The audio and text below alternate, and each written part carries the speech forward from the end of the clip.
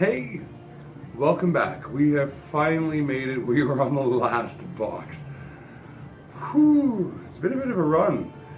It's getting late here, so hopefully I have the energy to make it through this.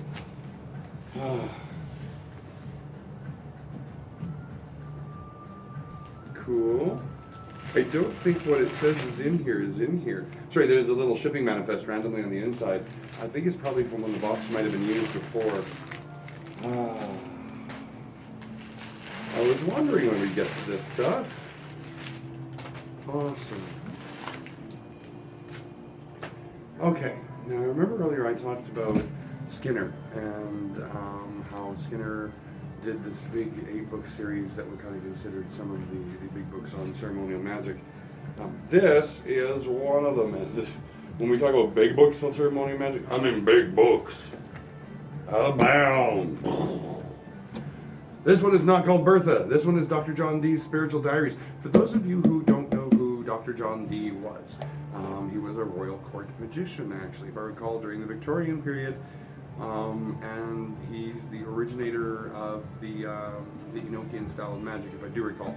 If I'm wrong, let's discuss it. Maybe I can learn better information. Always open to learning more, but if I do recall, he was the designer of the Enochian magical series. Shabam. Let's take a look inside, because I have to admit, I'm curious. Oh, that's big.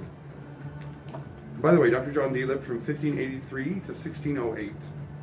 Maybe even before Victorian. I'm tired. Please excuse me. Cool. And about 50 pages in, we finally actually get to its title page. Must have a lot of introductions by other magi.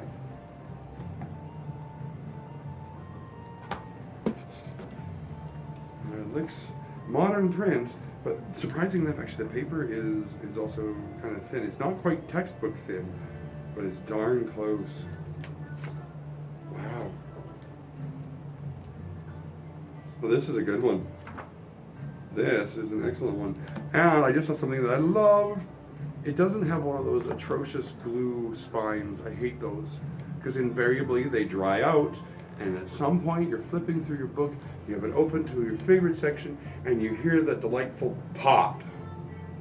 And that's when you know your book will never be the same. It'll start vomiting pages from where the crack happened, and you're going to have to take it somewhere and get it properly bound. This has a fabric binding like the books from my youth, which means it's all sorts of flexible, and it's not going to lose that flexibility spontaneously. Yay!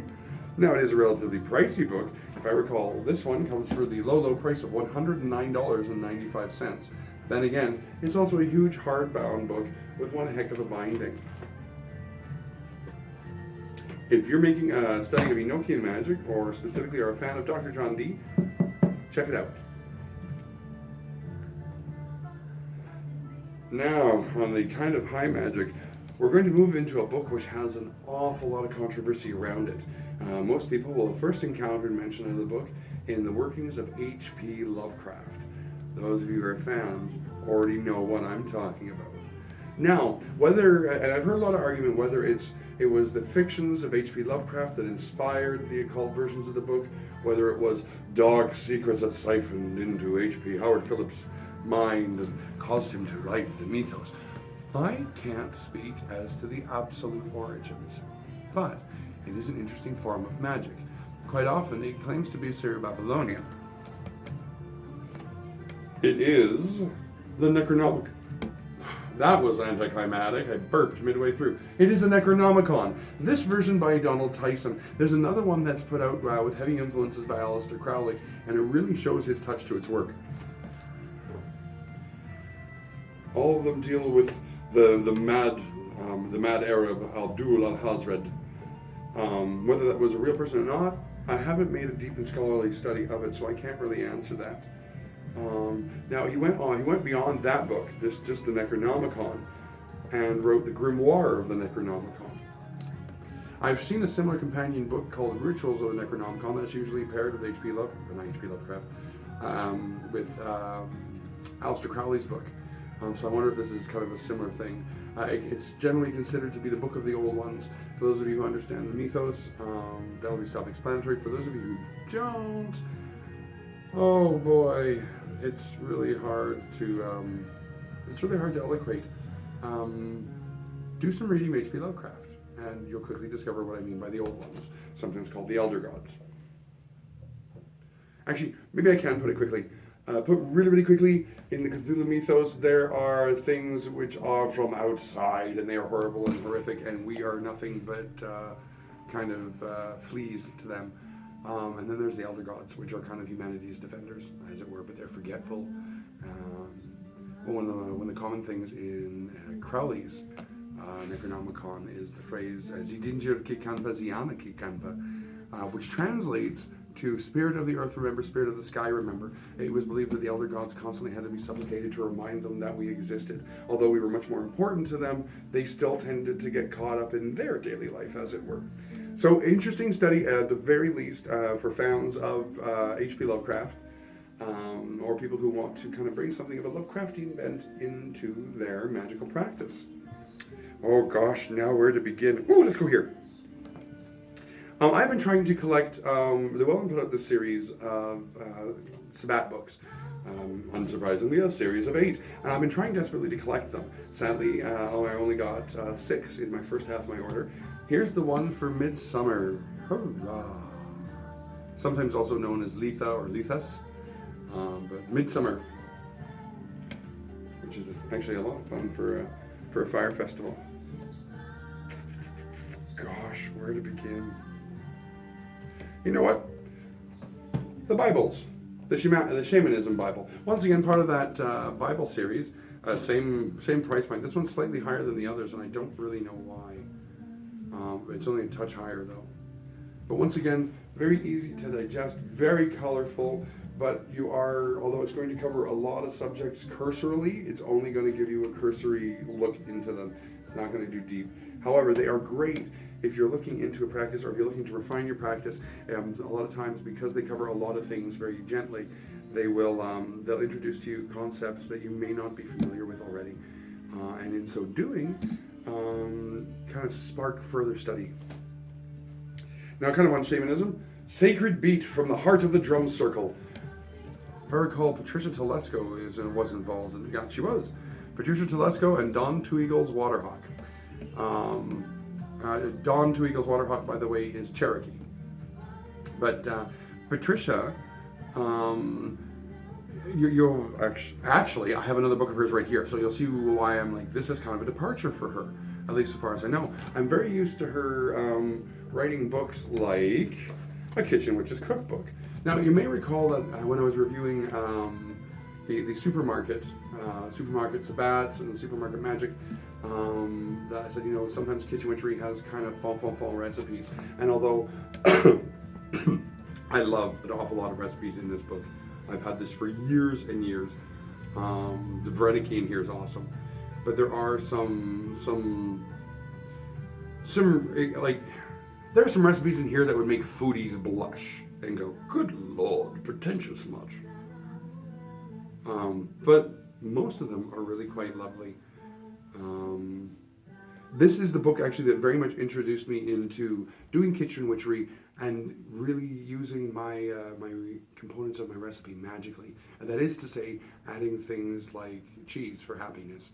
I never really thought about food as magical components, but it suddenly turns cooking into more than just kind of an edible chemistry. It changes it into kind of an edible magical alchemy, and I love it. Although there are some ingredients in here that you'll be like, geez, where am I supposed to find chopped guava fruit?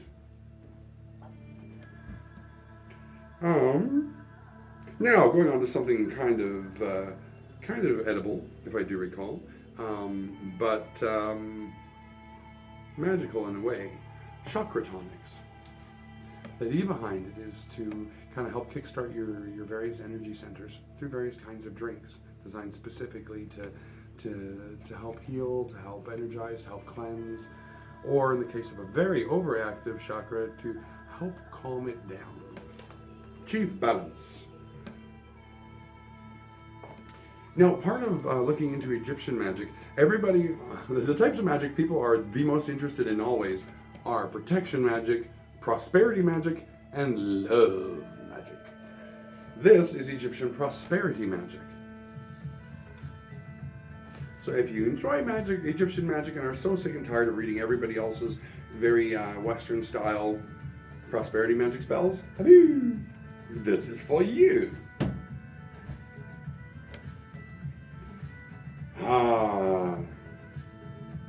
Now, this apparently has a bunch of charms from the Witch's Almanac. I haven't seen many of them much lately. I'd like to carry them. I have had a few over the years, and I did enjoy them. But this is the ABC of Magic Charms. The Witch's Almanac, very, very much like the Llewellyn's magical almanacs, are filled with charms and spells and recipes and articles that they're wonderful. They're absolutely wonderful. Think of them as like a magical grab bag. You get your calendar and information, but you also got to go on a bunch of other cool stuff. Now, from what I understand, this is a big gathering of magic charms that were put into the Witch's Almanac. One of the things that really made me excited, though, is that Judica Illis is involved in this. Now, who the heck is Judica Illis, Ryan? You've never mentioned Judica Illis at all. Judica Illis is involved in most of the Element Encyclopedia series. And one of them, if I recall, my Encyclopedia of 5,000 Magical Spells, is entirely her work. She has impressed the hair right off the front of my forehead with her scholarly work. And so this being endorsed by her, it definitely has my attention. That, and I've had Witches' Almanacs before, and I love them. So I'm looking forward to that. Now, totally jumping, we're going to jump back to ceremonial magic. You're going to notice that I've done a lot of books on ceremonial magic. When the first half of the order came, we had an awful lot of stuff on witchcraft and some of the world religions. But our ceremonial magic section was really, really thin. And I kept on warning people that that was one of the sections that was going to grow. It was going to blow up from 30 or so books into the 100 book region. And here we are. This book is again by Stephen Skinner and David Rankin. The keys to the Gateway of Magic: Summoning the Solomonic Archangels and Demon Princes.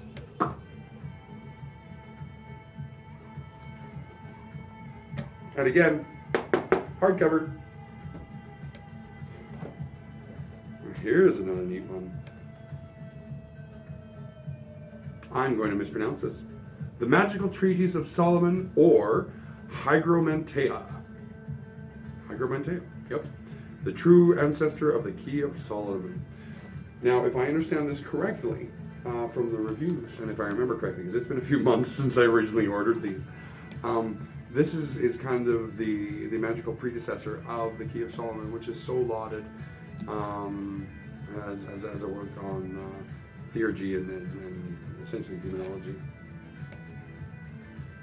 But where it all began, what were its roots? Speaking of daemons, here we have Michael Celius on the Operation of Daemons. Guess what? Stephen Skinner and David Rankin are involved in this one. Now, I imagine some of you may be thinking, hey, Ryan, you said you wanted to have multiple competing authors on every subject. And in most cases, I absolutely do. And that's why we have ceremonial magic looked at from a bunch of different viewpoints. However, these hardcover books, this series, and Stephen Skinner himself are seen to be great authorities on it. And they have produced a lot of the definitive works, at least in the more modern era. This could be kind of considered more Byzantine magic, if you're going to get really specific about it.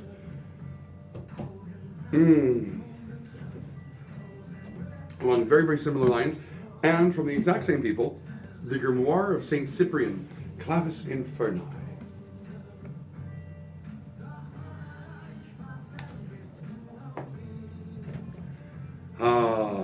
And the one out of the 8 that we were missing of Stephen Skinner's hardcover books, the Goetia of Dr. Rudd. Now, how this differs from other Goetias that I've encountered, I don't know. I'm actually really tempted to open it up and take a peek. Let's take a peek.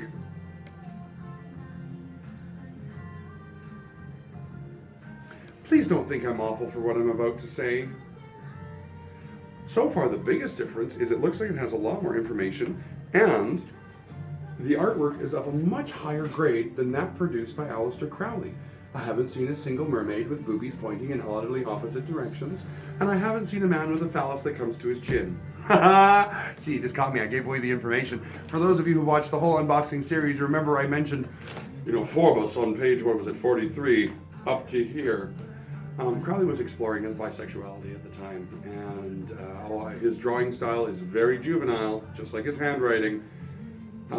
And his obsession with the phallus was kind of hilariously overpronounced. Who here is familiar with Priapus or Priape? Priapus, the god of the phallus. Quite often the statues of him have a man about that big and a phallus about twice his size. I'm sure if Crowley had continued for a few more years and then drew Forbes, it would probably look more like Priapus. This, however, is quite happily enough utterly devoid of that. Yay! Fantastic. Not a single scribbly giant phallus to be seen. Ooh. But lots of seals. I swear that there are more seals here than in Crowley and Samuel Little Mather's Goetia. This seems to have a lot more substance. Very cool. Again, remember how I said sometimes you gotta race me for books? Luckily though, I've said that about a lot of books so far, which means I'm like a guy who wants to run 12 different races at once. You people are gonna beat me. On the positive side though, if you want one of these books and you come here and they're gone, these are the titles that I'm gonna be regularly keeping in stock. And we're gonna expand from there. That means anytime that they sell, I'll be reordering them. Some of them may take a while to get in. A lot of the hardcover Skinner books are not commonly carried by most distributors because call for them for occult shops and New Age shops especially is very low. I wanted to have them because they're commonly uncommon. Most of the time you don't find them. So, of course, I wanted the full set. Another one by Christopher Pensack. Instant Magic, it's called. Now, it isn't meant to be like, bam, summon me a sucker block.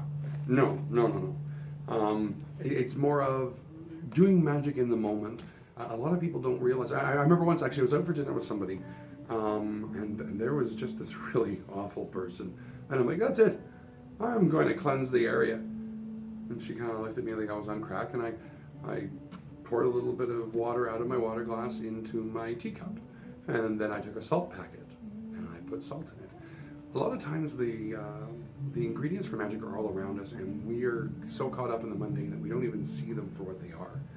This is meant to help you find magic every day around you in that moment, because magic does not always wait till you can get home, figure out a planetary hour, and blah, blah, blah. You don't always have that luxury when it comes time when you need to work the craft. So being able to recognize the tools that you've got at hand without realizing that they're there is very important. And getting yourself used to thinking magically in the day-to-day is also very important. That way, when you look about you, you're able to see magical components everywhere.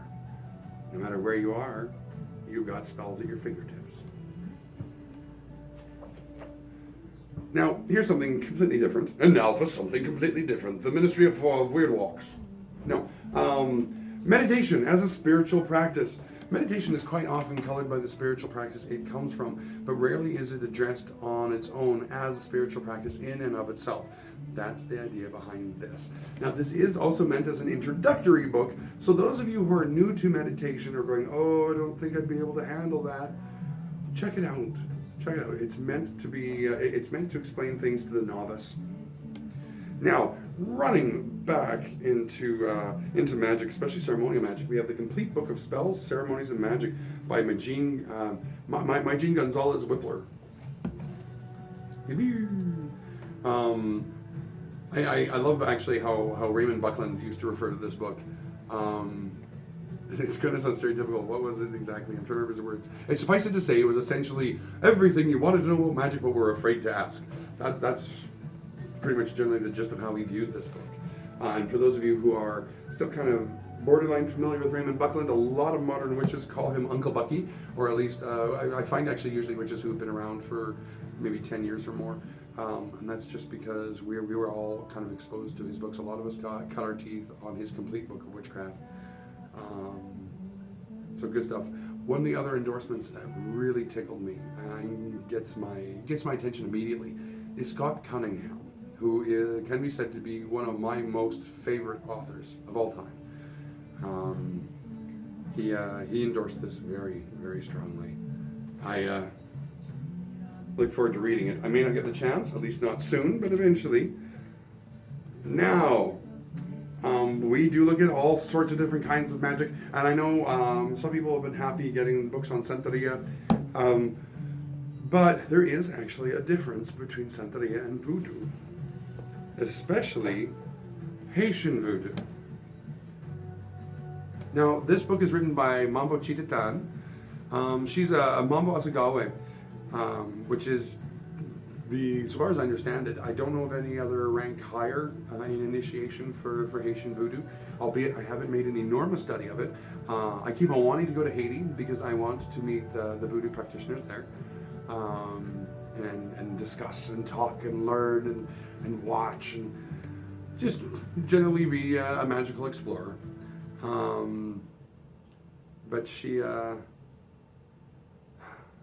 is very smart, and one of the things that I really like were the reviews about it. Now, some of you may notice that there's some very kind of Christian style imagery. For those of you who are unfamiliar, especially with Haitian voodoo, it's very much a fusion, kind of similar to how Santeria was. This was heavily influenced as well.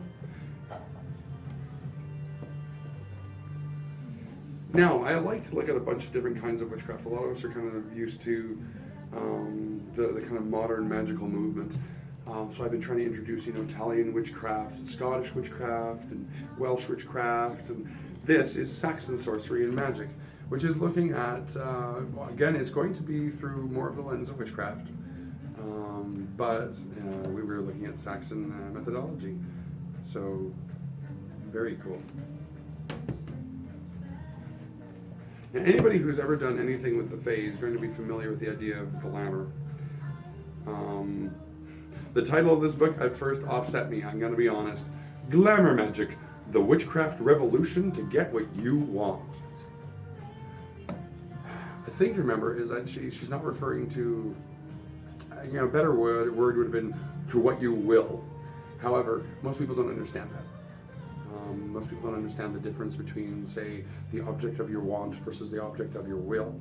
The object of your want is like, ooh, she's so pretty, I like her, she's so friendly, I want her to be mine, versus I want somebody with these qualities. Because you may find that pretty girl and discover that she has the brain of a sausage. Or, kind of like this one Japanese commercial, you may see a beautiful woman, and then when she talks like this. This is more about kind of, using glamoury. Glamour is the art of taking what makes you exciting and interesting to others and using it as leverage in accomplishing your great work. The great work, by the way, is generally the magical refining of the self. This fun romp of a book helps use glamour to accomplish total world domination or to revolutionize your magical practice if ruling the world just is not your thing. Glamour Magic encourages you to be crafty, cunning, and unafraid to want something fiercely. Learn how historical figures use glamour in their campaigns for greatness. Discover experiments, exercises, and rites for your craft. Glamour is your secret weapon, your guide to finding what you want and getting it too.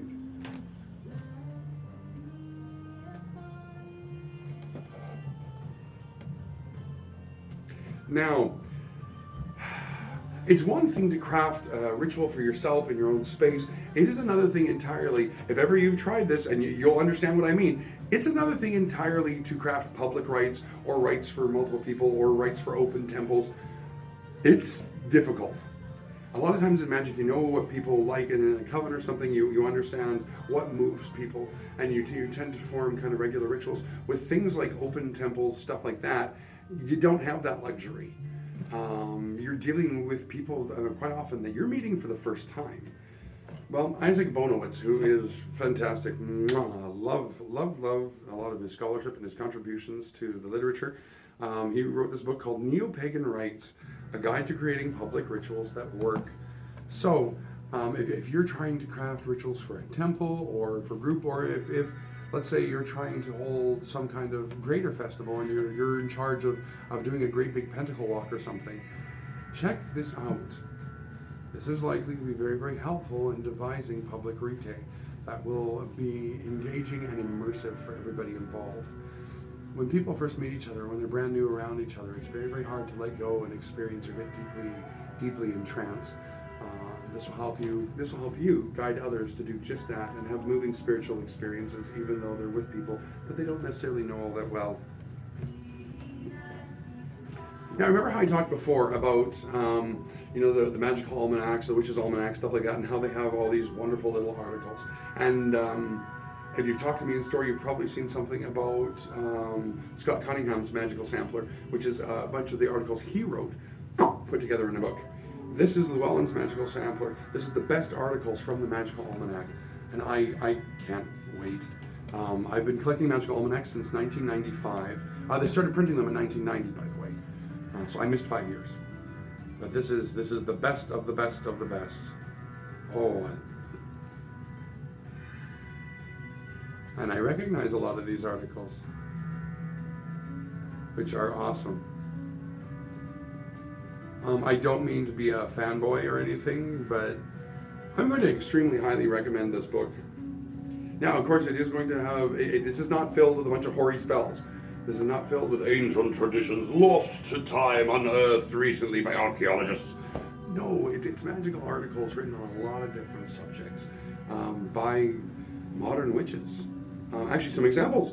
Raymond Buckland, Scott Cunningham, Silver Ravenwolf, Ted Andrews, DJ Conway, Donald Michael Craig, Edane McCoy, Sandra Kynes, Donald Tyson, John Michael Greer, Amber Grant, and Dr. John Mumford. If I recall too, I bet you there's something from Amber K, because I thought one of the ones I saw in there was an Amber K one, although memory may not be serving.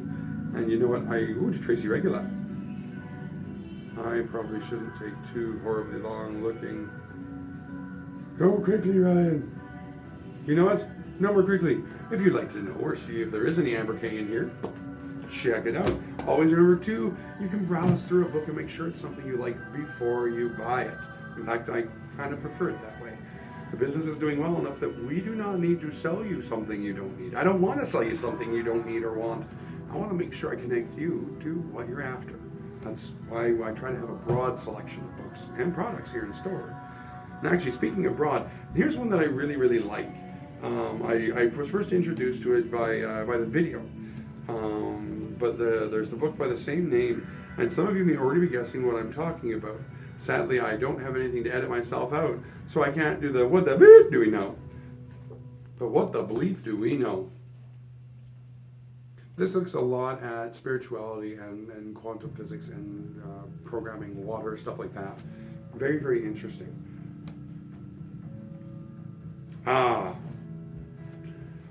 Now, for you fans of Aleister Crowley, you're probably going to like what I'm going to pull up next. Some of you are familiar with the series Aleister Crowley put out on Kabbalistic writings and ceremonial magic. This is one of the big pieces of that, 777 and other Kabbalistic writings of Aleister Crowley. Essentially a good way to look at it. And then this is edited and introduced, by the way, by Dr. Israel Regarde. If I recall, it's really kind of 3 texts. There's the Gematria, there's 777, and then there's Sefer Sephiroth. And by the way, I know some of you are going, bum, bum, bum, bum, Sephiroth. I'm not talking about the guy with the big sword from Final Fantasy. I'm talking about those round things on the Tree of Life. You'll understand if you're into it, and if you're just getting into it, you'll start to get it as soon as you encounter some Kabbalistic learning. Speaking of Kabbalistic learning, wondering what the heck is what? Needing an informational resource on the Kabbalah?